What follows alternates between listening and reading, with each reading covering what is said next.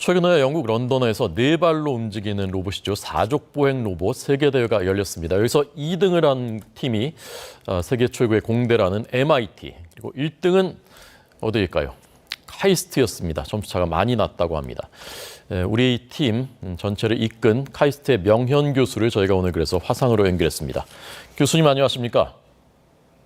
네, 안녕하세요. 네. 1분 1초 아껴서 연구를 하실 텐데 이렇게 시간 내주셔서 감사하고요.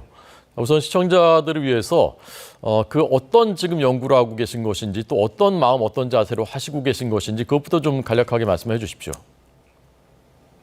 네, 저희 연구실에서는 자율주행, 자율비행, 자율보행 이런 연구를 핵심 기술로 연구를 하고 있고요. 네. 또 이런 기술들을 이용해서 다양한 곳에 활용될 수 있는 그런 로봇을 개발을 하고 있습니다. 네. 제가 평소에 학생들에게 말하는 거는 연구는 자기 만족이 아니다.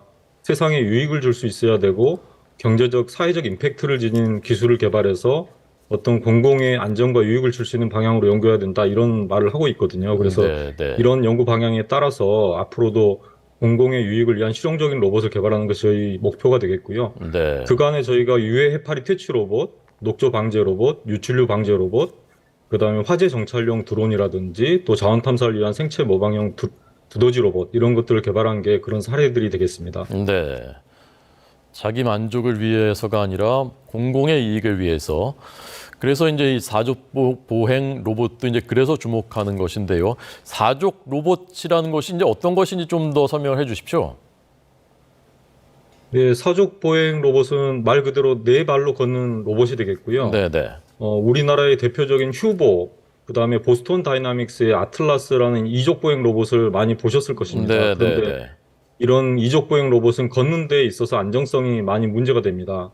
따라서 상업화에 좀 어려움이 있고요.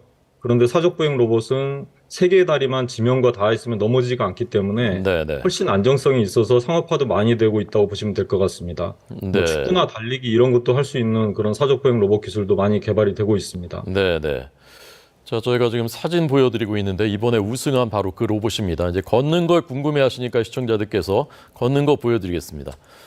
자, 교수님 이번에 그러니까 세계 최대 자 화면 저기 걷는 영상을 보여주십시오. 이게 사진이 아니라 이제 영상을 보여드려야 되니까요. 자, 교수님 이번 그 대회가 세계 최대 네. 규모의 대회였다면서요? 네. 이 대회는 이제 ICRA라는 이제 국제 로봇 자동화 학술 대회에서 개최된 대회인데요. 네, 네. 런던에 이번에 7천여 명 정도가 참여를 했습니다. 그래서 로봇 관련 세계 최대 규모의 학술 대회라고 보시면 될 것 같고요. 네. 대회 자체는 이제 사족보행 로봇이 얼마나 험한 지형에서 빠르게 움직일 수 있는지 이런 것을 이제 겨루는 대회라고 보시면 되겠습니다. 네. 지금 대회의 예. 정식 이름 같은 경우는 세계 사족 로봇 자율보행 경진대회라고 해서 네, 네. 영어로는 QRC라고 이제 쓰고 있습니다. 전 네. 세계에서 미국, 이탈리아, 프랑스, 홍콩 이 11개 팀이 참여했고요. 본선에서는 최종 6팀이 겨루게 됐습니다. 네. 저 로봇이 지금 이제 우리 로봇인 거죠? 네, 맞습니다. 네. 그러니까 장애물도 있고 보니까 이제 계단도 있고 이거 이제 뭐 정해진 시간 동안에 가는 걸 평가하는 겁니까? 네, 맞습니다. 대회장이 전체 5개 구간이 있는데요. 네, 네. 첫 번째 구간은 이제 비탈진 널빤지들이 얽혀 있습니다. 방금 네. 보시는 그런 화면이 되겠고요. 네, 네. 두 번째 구간은 이런 구간인데요. 스펀지가 깔려 있고 장애물이 있습니다. 아하. 그 다음에 세 번째 구간은 롤러가 있고 지금 계단을 넘어가야 되는 그런 상황이고요. 아, 예. 마지막 구간이 지금 나오는데요. 이것은 이제 움푹 들어가거나 나온 장애물이 있는 그런 곳들입니다. 이 5개 구간을 하나 지날 때마다 수동 조작으로 하게 되면 1점을 받게 되고요. 예. 자율보행으로 가게 되면 4점을 받습니다. 아하. 그리고 이제 준결승부터는 이렇게 이제 구간들을 15도 경사가지게 해놨습니다. 그래서 지금 경사진 화면이 나올 텐데요. 네, 네. 이렇게 했을 때는 수동 조작으로 가면 2점, 그 다음에 자율보행으로 가게 되면 8점을 받게 됩니다. 아. 그 다음에 최종 결승전에서는 여기에 삼각형이나 박스형 정예물이 더 설치가 됐고요. 네, 네. 그래서 10분 내에 얼마나 많은 점수를 받느냐가 이제 평가 기준이 되겠고요. 네. 이런 평가 기준을 적용하다 보니까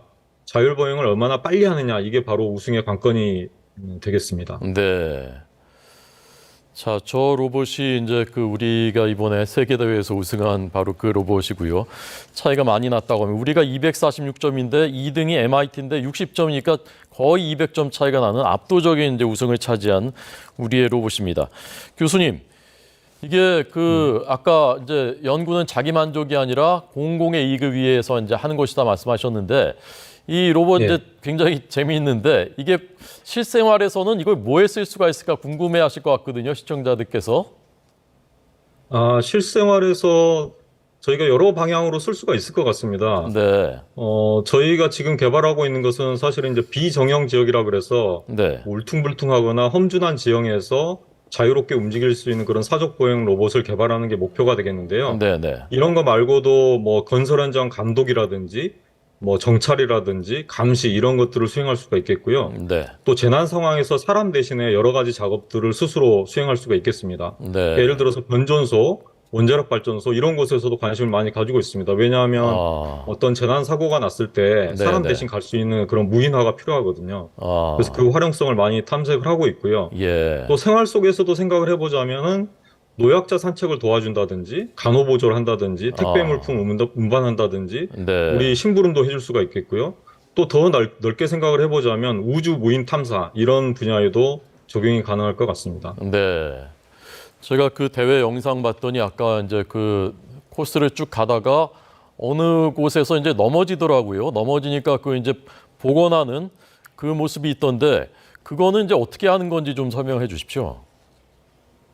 네, 저희가 이제 다른 출전 팀들에 비해서 좀 특징이 있었는데요. 저희 로봇은 오뚜기처럼 이제 쓰러져도 곧바로 일어서는 그런 재회복 능력이 뛰어납니다. 네, 그래서 네, 기존 로봇은 넘어질 경우에 예를 들면 양쪽 다리를 왼쪽으로 전부 다 뻗은 다음에 몸을 회전시킨 다음에 오른쪽 다리를 뻗어서 일어나라. 이런 이제 어떤 고정된 프로세스에 의해서 하기 때문에 유연하게 상황 대처가 어려웠는데요.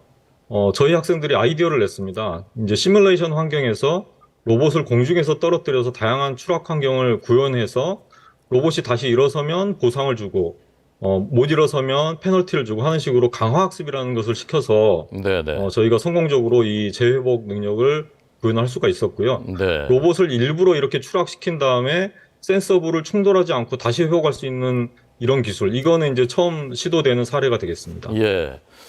아, 그 넘어지는 영상 있거든요. 넘어졌다가 이제 일어나는 그 영상 있습니다. 그 찾아서 보여드리겠습니다. 자, 교수님 자, PD 들으셨죠? PD 들으셨죠? 예, 그 영상 이제 보여드리겠습니다. 교수님, 근데 그 로봇인데 보상을 주기도 하고 뭐 어떤 것은 이제 페널티를 주기도 한다고 하는데 그게 어떻게 가능한 것인지 좀 의아하더라고요. 네, 저희 로봇의 이제 특징이 그런 이제 심층 강화 학습이라는 것 기반으로 학습을 시켜서 하는 방식이니까 뭐 이탈리아 팀 같이 이제 자율보행을 하긴 하지만 전통적인 계산에 의해서 하는 방식보다 훨씬 빠르게 됩니다.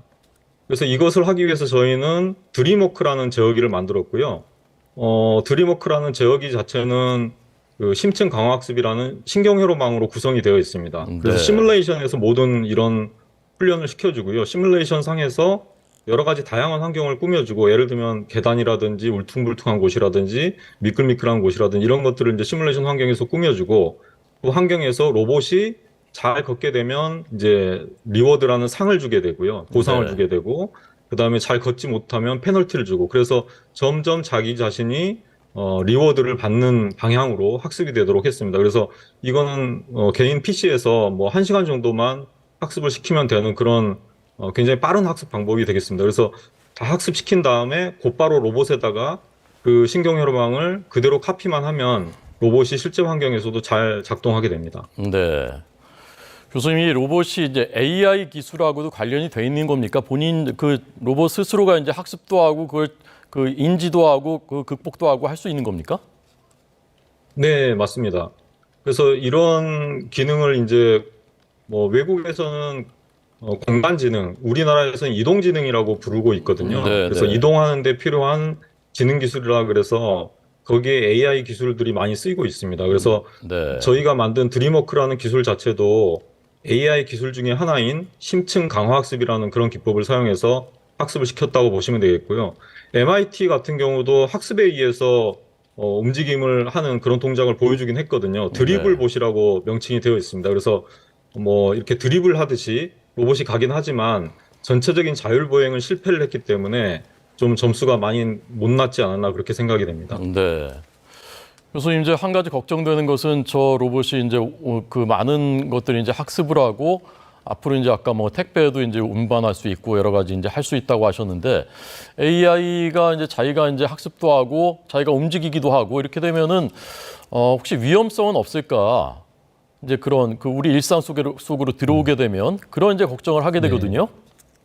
네, 맞습니다. 그 로봇이나 AI가 네. 굉장히 위험할 수 있겠다 이런 이제 우려들을 많이 하시고 계시잖아요. 네, 네. 그래서 사실은 이제 AI나 로봇 연구하는 공학자들이 여러 가지 이에 대한 대책들을 많이 생각을 하고 있습니다. 예를 들면 로봇 공학의 3원칙이라는 이제 아이작 아시모프 소설가가 제안한 네. 그런 원칙 같은 게 있거든요. 네, 네. 로봇이 이제 사람을 해치지 않아야 된다. 그다음에 로봇이 사람의 명령에 복종해야 된다. 로봇은 또 자기 자신을 보호해야 된다. 이런 3원칙이 있고요.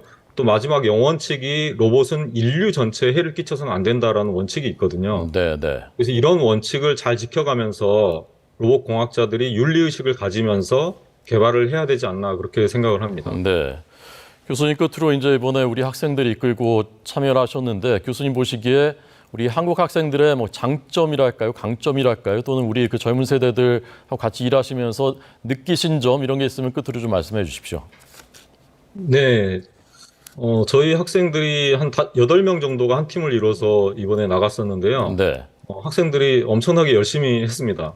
그러니까 대회 공고가 난 게 한 1월 말 정도였는데 네, 네, 그때부터 해가지고 거의 밤을 새다시피 하면서 연구를 했었거든요. 네, 그런데 이제 제가 보니까 뭐 거의 매일 밤샘을 하기 때문에 얼굴들이 좋지가 않았어요. 그래서 제가 걱정이 돼서 아 이거 안 나가도 되지 않냐? 뭐 그런 식으로 얘기를 했는데 네, 네, 학생들이 스스로 동기부여가 돼서 굉장히 재미있어 하면서 연구를 하더라고요. 그래서 이제 그런 것들 보면서 제가 이제 격려도 하고 그랬는데 우리나라 학생들의 장점은 굉장히 어떤 모티베이션이 생기면 네, 열심히 한다는 특징이 있는 것 같습니다. 외국 학생들 같은 경우는 경기장에서 보니까 뭐 어느 정도 테스트 해보고 잘 안 되면 또 그냥 들어가기도 하고 그러더라고요. 근데 저희 학생들은 대회장에서도 거의 밤 늦게까지 남아서 실험 환경에서 제대로 되는지 테스트하고 했었던 것 같습니다. 그런 네, 장점들을 잘 활용해서 우리나라 학생들이 잘 하는 것 같습니다. 네, 알겠습니다. 카이스트 명현 교수에게 들었습니다. 고생 많으셨고요. 앞으로 더 기대하겠습니다. 네, 감사합니다. 감사합니다.